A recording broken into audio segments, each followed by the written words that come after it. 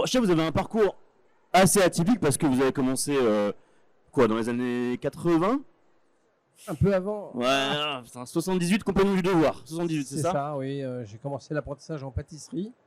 Et je vais faire ce qu'on appelle mon tour de France. Je vais passer par Lyon d'ailleurs pour ça. Et puis vraiment, c'est un peu le métier qui va me mettre le pied à l'étrier, ce qu'on appelle dans les métiers de bouche. Ce que je comprends dans votre histoire et votre parcours, c'est que la cuisine, ça a été quand même une porte de sortie finalement, une porte d'entrée pour plein de belles choses, mais aussi une porte de sortie pour finalement s'élever, pour apprendre des choses et pour comprendre surtout que grâce à la cuisine, on arrive quand même à rendre les gens, à faire des choses bien et à œuvrer pour le bien social en général. Alors la cuisine, c'est merveilleux parce que c'est ce qui m'a ouvert les portes de la belle société. On peut appeler ça comme ça. Et dès lors qu'on commence à avoir une signature de cuisine, eh bien, effectivement, on a une attractivité. Et ça vous fait grandir. Alors, il faut pas se tromper.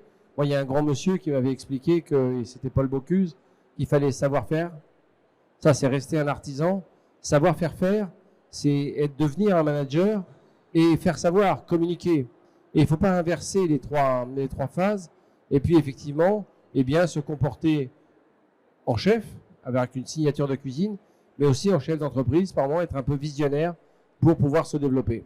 Vous parliez justement il y a 2 secondes de la dimension managériale d'être un chef de cuisine. C'est vrai qu'on a souvent tendance à penser que la cuisine, c'est quand même un monde entre guillemets de dur. Il faut être élevé à la dure, il faut travailler à la dure pour finalement être un bon cuisinier. Alors qu'en vrai, pas du tout. Et surtout, vous avez été l'un des premiers à avoir un discours là-dessus.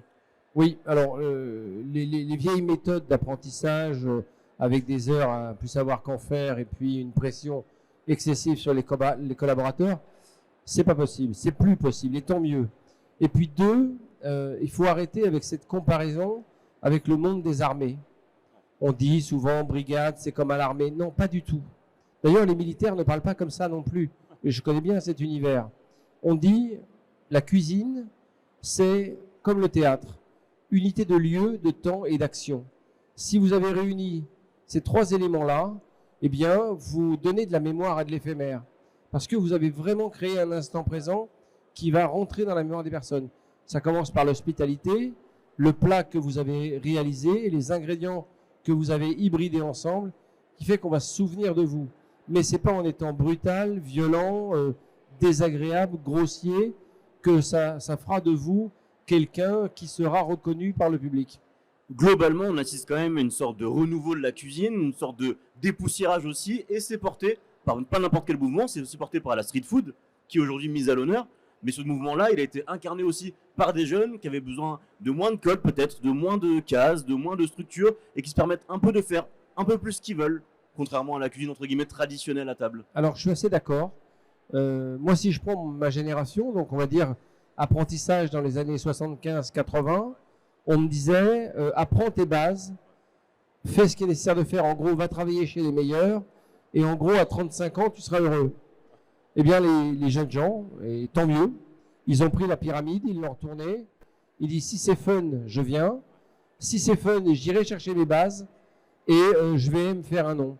Et donc la street food, pour en revenir à la street food, permet avec quelquefois quelques euros de monter un corner, de faire un plat signature, de commencer à capitaliser un peu de revenus et surtout d'avoir une communication parce que c'est tous des champions de la communication.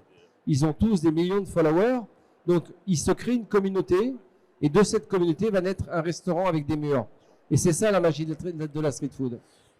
Vous savez, comme pour bon nombre de métiers, avant, on fantasmait un peu une voie royale un petit peu pour devenir cuisinier. Il fallait avoir peut-être d'abord son apprentissage, son CAP, arriver dans des restaurants forcément étoilés, travailler dans des brigades. Est-ce qu'aujourd'hui tout ça c'est nécessaire? Est-ce qu'on a même besoin d'un CAP pour cuisiner? Alors, je vais pas faire je dirais le procès des diplômes, mais c'est qu'on a exagéré les diplômes. Qu'est-ce que c'est qu'un cuisinier?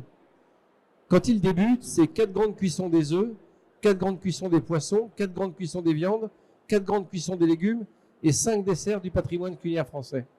Ça, en 3 mois, c'est plié. Vous avez les bases.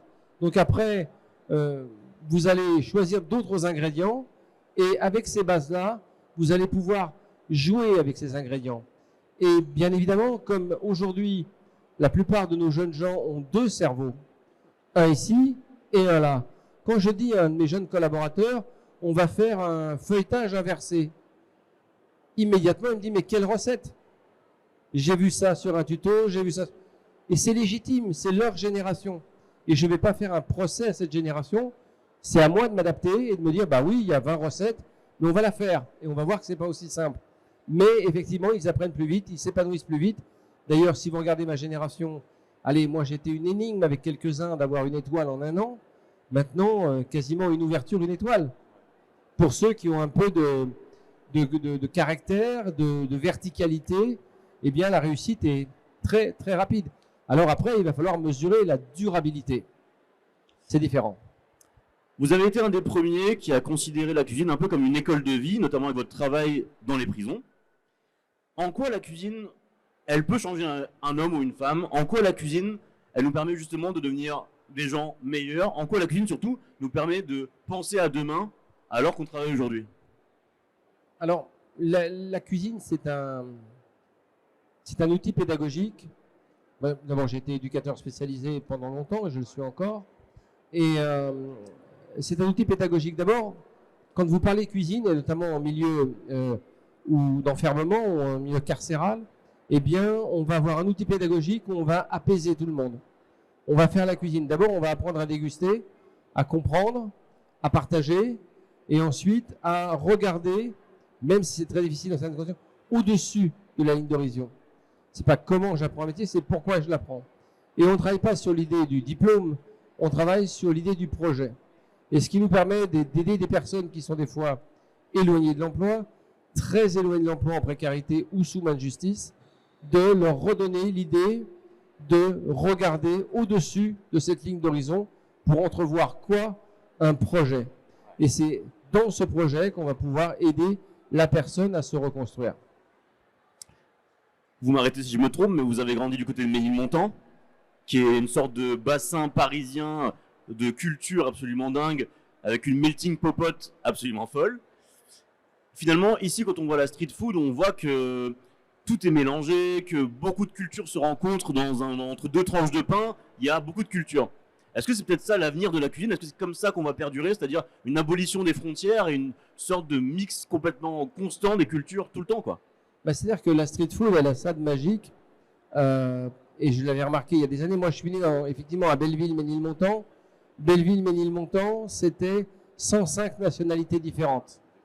Donc, on découvrait la cuisine du Laos, du Cambodge, du Vietnam, de la Chine, du Maghreb et la cuisine française. Tout ça, on vivait ensemble. Quand on s'est retrouvé dans les quartiers qu'on a appelés politiques de la ville, eh bien, on a été coupé de ces racines-là et ça nous a beaucoup manqué. Et dans la street food, ce qui est magique, c'est que je remarquais que dans le monde entier, et j'ai fait un livre là-dessus, le meilleur moteur d'intégration et d'inclusion était la nourriture, était la street food. Et mon grand-père, quand il voyait un restaurant où les gens arrivaient plutôt d'Asie, il disait « c'est bon finalement ce qu'ils font, c'est chinois ». Et ce n'était pas chinois, mais il disait « ah mais c'est bon, donc on peut leur faire confiance ». Et vous voyez, ce lien de confiance, il vient. Et ça, c'est vraiment ce qu'il faut défendre dans la street food. 1, c'est un moteur pour mieux travailler sur la bonne alimentation. 2, c'est ce qui peut empêcher la sur-industrialisation de notre alimentation.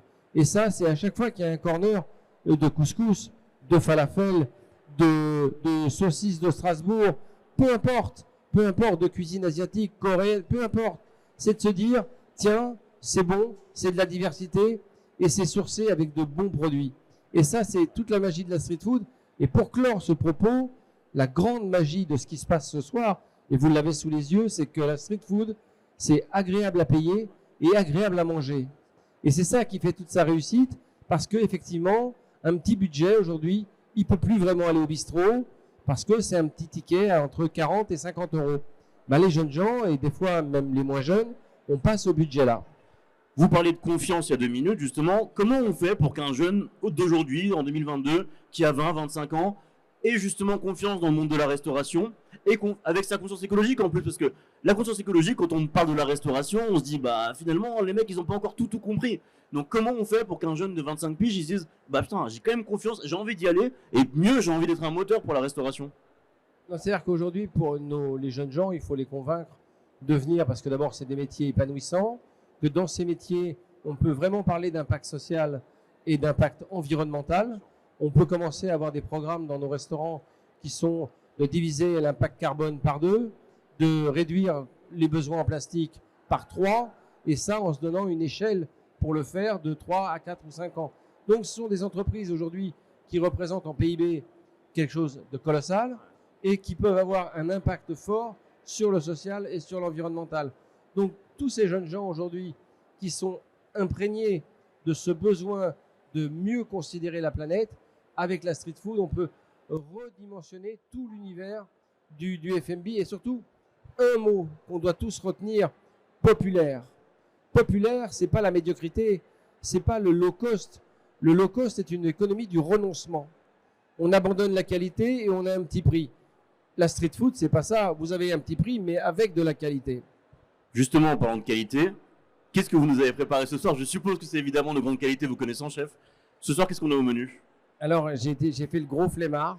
C'est mes collègues qui ont tout fait, mais je sais ce qu'il y a dedans. Moi, j'ai une entreprise en France et j'ai une entreprise au Japon. Donc, on a fait un toriniku. Donc, toriniku, c'est le poulet. Donc, on a fait du poulet dans un pain très français, qui est un pain de mie brioché, et avec une sauce qui est franco-japonaise. Voilà, de la truffe, de l'agrumes. Le mélange des cultures sous toutes ses coutures. Oui, et grâce puis, au chef. Faut pas avoir peur de la diversité. La diversité, c'est une force. Eh ben, déjà, c'est une force et en plus, normalement, c'est de bon goût à chaque fois. Ah ben, je suis N'est-ce convaincu. Faut hybrider tout ça. Voilà. Exact. Hybridons-nous. Merci beaucoup, chef, pour ce Merci mot. d'avoir à tous. invité. Et passez une bonne soirée. Merci.